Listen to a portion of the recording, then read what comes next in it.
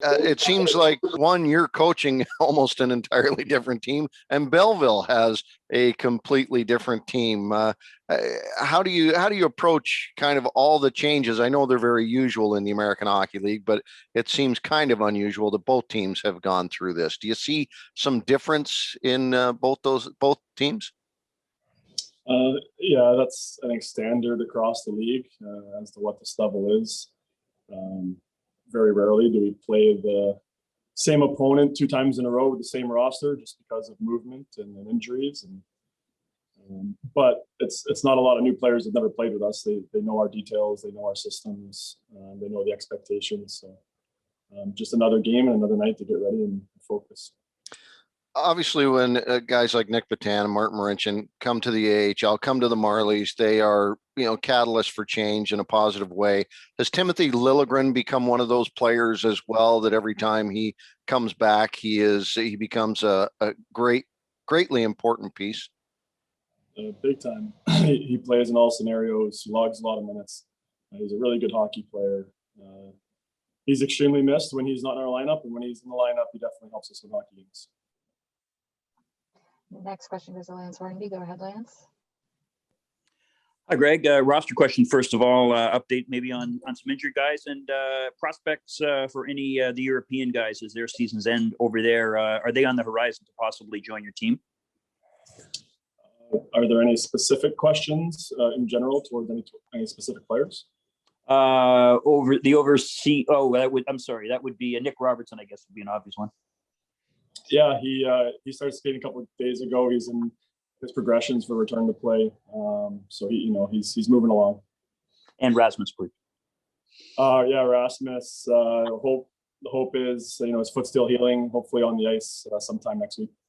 Thank you. And back to the possibility of any Europeans joining the team, as far as you know, is that on the horizon? Yeah, we have a couple guys in quarantine right now that should be joining us here next week sometime.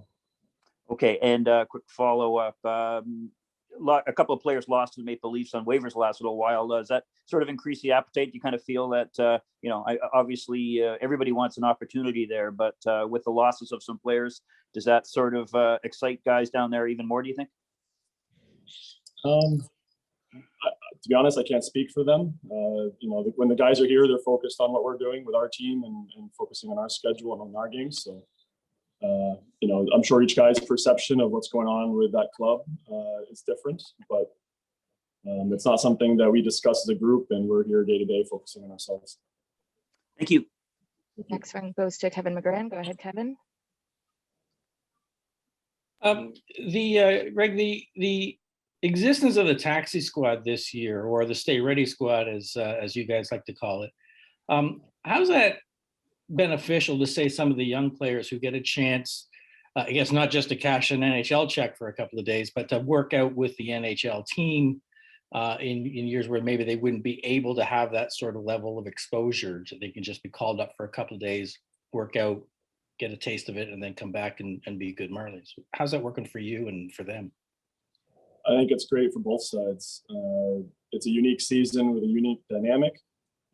It's a great opportunity for some guys to get up there, like you said, practice, be around the NHL club, feel their energy, their process, how guys work, what their habits are.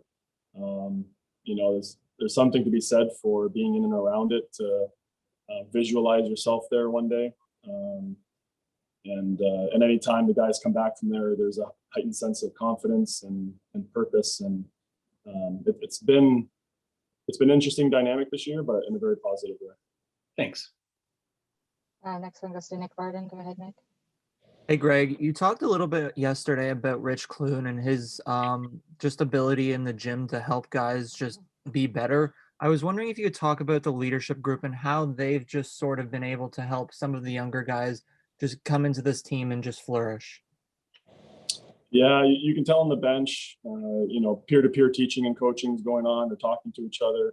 Older guys are explaining to younger guys how to cut off or hold up or skate in front of space to give time for D, going back for pucks. Just little things that are obviously touched on at times, but with the moving parts and moving pieces and guys in and out, it's tough to get a collective message. And the vets have done a really good job at helping guide and lead these young guys to having success on the ice. And last one goes to David Sisk. Go ahead, David. Hey Greg, the past couple games, Joseph Wall's been getting the start against Belleville. Do you expect him to get the start tonight, or have you decided on who's going to be the starting goaltender tonight? We still need to talk about that as a staff this afternoon.